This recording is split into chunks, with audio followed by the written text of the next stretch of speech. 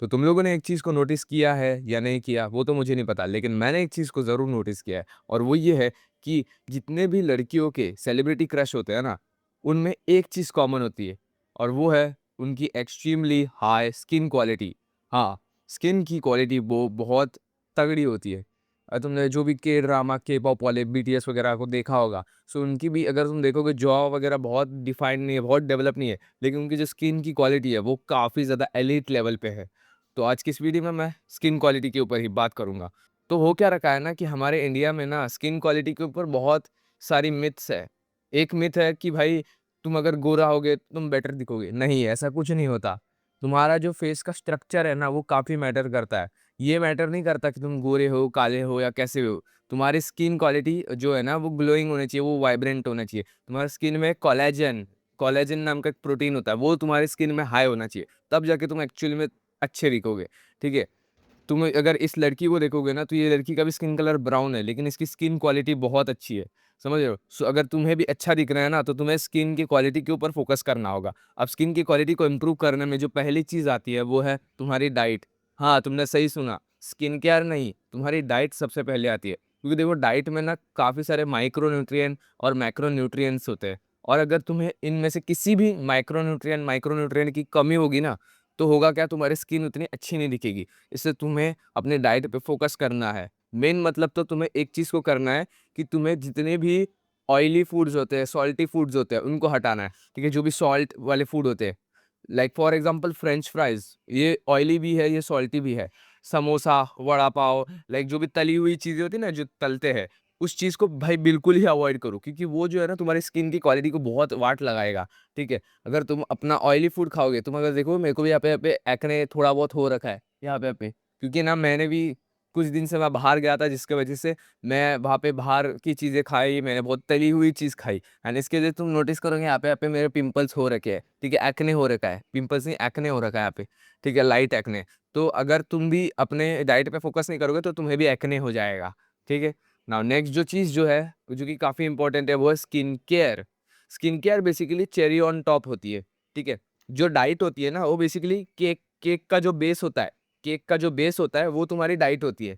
लेकिन जो skin care होता है ना वो उसके ऊपर जो भी केक के ऊपर डालते हैं ना चेरीज़ वगैरह और डेकोरेट करते हैं, वो होता है स्किन केयर, ठीक है? सो पहले तुम्हारी डाइट होती है, उसके बाद ऊपर की जो डेकोरेशन वाली चीज़ होती है ना केक में, वो होता है तुम्हारा स्किन केयर।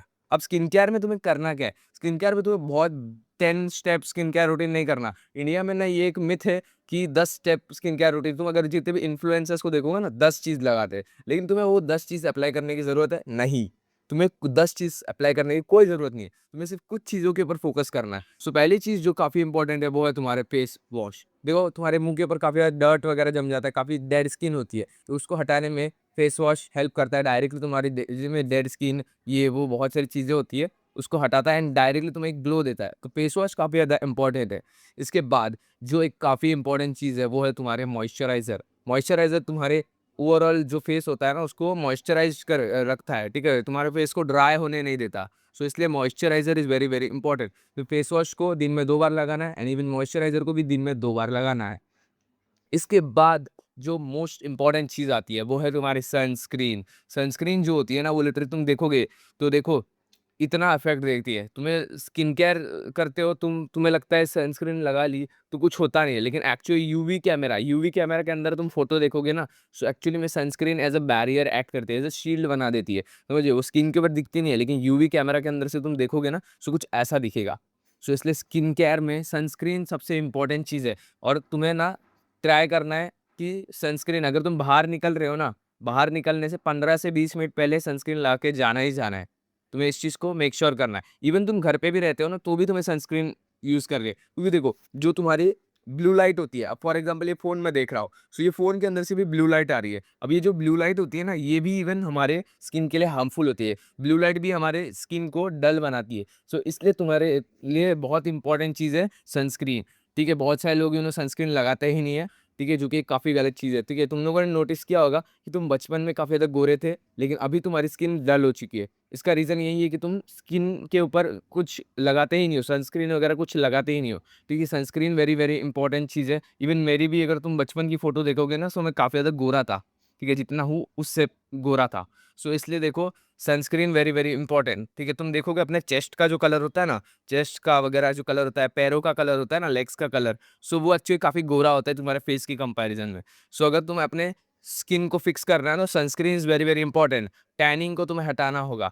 अब देखो टैनिंग को हटाने के लिए ना तुम्हें कंसिस्टेंटली स्किन केयर करना होगा। फॉर एग्जांपल तुम्हें 10 साल से टैनिंग हो रही है, सो तुम्हें मैक्स टू मैक्स एकदम ज़्यादा से ज़्यादा तुम्हें 5 साल, उसका आधा लगेगा, आधा टाइम लगेगा 5 साल रिकवर करने के लिए। लाइक 5 साल एकदम बहुत इतना तो नहीं लगेगा, लाइक 2-3 साल में अच्छा खासा तुम्हारा प्रोग्रेस हो जाएगा स्किन का। लेकिन मैं जस्ट बता रहा हूँ, ठीक है, कि अगर तुम्हें कंप्लीटली अगर टैनिंग को हटाना है ना, कंप्लीट टैनिंग को, एकदम बेबी वाला जो कलर था उसको अगर अचीव करना है ना, बेबी कलर को, सो तुम्हें लाइक टाइम लगेगा, ठीक है, टाइम लगने वाला प्रोसेस है, ठीक है, धीरे-धीरे करके होने वाला है।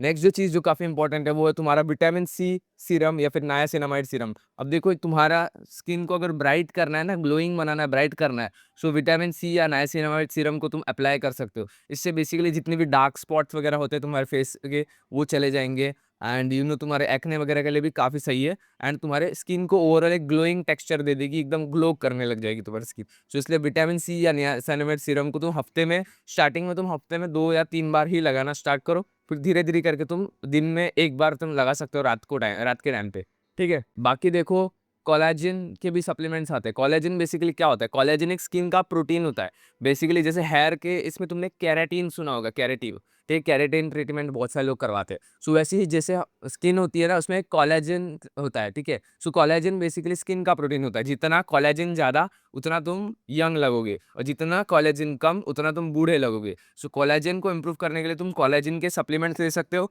या फिर इन जनरल भी तुम्हारा जो प्रोटीन का इंटेक है, तुम्हारा प्रोटीन हाई होना चाहिए तुम्हारे डाइट में। तो जितना ऑटोमेटिकली जब तुम्हारा प्रोटीन हाई होगा ना, तब तुम्हारा कोलेजन की जो मात्रा होगी वो भी बढ़ जाएगी एंड इसकी वजह से तुम्हारी स्किन क्वालिटी और बढ़िया लगेगी। सो नेक्स्ट जो चीज़ जो काफ़ी इंपॉर्टेंट है वो है तुम्हारा कॉर्टिसोल लेवल। कॉर्टिसोल बेसिकली क्या होता है? Cortisol is your stress hormone. जितना तुम्हारा स्ट्रेस हार्मोन हाई होगा ना, उतना तुम्हारी स्किन डल लगेगी, ठीक है? जितना तुम टेंशन लोगे, जितना तुम स्ट्रेस लोगे ना, उतना तुम्हारा कॉर्टिसोल बढ़ेगा। स्ट्रेस लोगे, कॉर्टिसोल बढ़ेगा एंड कॉर्टिसोल बढ़ेगा तो तुम्हारी स्किन बहुत अजीब-सी लगेगी, डल लगेगी, समझ रहे हो? सो इसलिए तुम्हें अपने कॉर्टिसोल को फिक्स करना होगा। कॉर्टिसोल को फिक्स कैसे करें? सो कॉर्टिसोल को फिक्स करने के लिए भाई सबसे इम्पोर्टेंट चीज़ है meditation. Meditation is very, very, very important. तुम्हें ध्यान लगाना है, तुम्हें लाइक दिन के 10 मिनट भी अगर तुम मेडिटेशन करोगे ना तो बहुत इम्पोर्टेंट चीज़ है। ठीक है? दिन के 10 मिनट, जस्ट 10 मिनट निकालो एंड मेडिटेशन करो भाई। लिटरली गेम चेंजर चीज़ है मेडिटेशन करना। सो इसलिए तुम्हें मेडिटेशन को अपने रूटीन के अंदर ऐड ज़रूर से करना है। नेक्स्ट जो काफ़ी इंपॉर्टेंट चीज़ है जिस पे लोग फोकस नहीं करते वो ये है कि लोग जो है ना वो स्लीप के ऊपर फोकस ही नहीं करते। स्लीप जो है ना वो काफ़ी इंपॉर्टेंट है। इवन स्लीप के ऊपर डेडिकेटेड वीडियो भी मैंने बनाई है। सो देखो यार स्लीप जो होती है वो काफ़ी इंपॉर्टेंट होती है। लोग करते क्या है, वो रात-रात तक जागते हैं और रात-रात तक फ़ोन देखते हैं। सो देखो इस चीज़ को तुम्हें बिल्कुल अवॉइड करना है। जो स्क्रीन टाइम होता है, जब तुम स्क्रीन जो देखते हो ना तो ब्लू लाइट तुम्हारे फेस पे पड़ती है जिसकी वज़ह से तुम्हारा स्किन डल होता है। सो इसलिए तुम्हें अपने ब्लू लाइट को हटाना है, ठीक है? 1 घंटे पहले तुम्हें फ़ोन नहीं देखना है, 1 घंटे पहले तुम्हें फ़ोन को बंद करना है, ठीक है? सो आज की इस वीडियो के लिए इतना ही था। मिलते हैं नेक्स्ट टाइम, तब तक के लिए to see everyone, bye bye.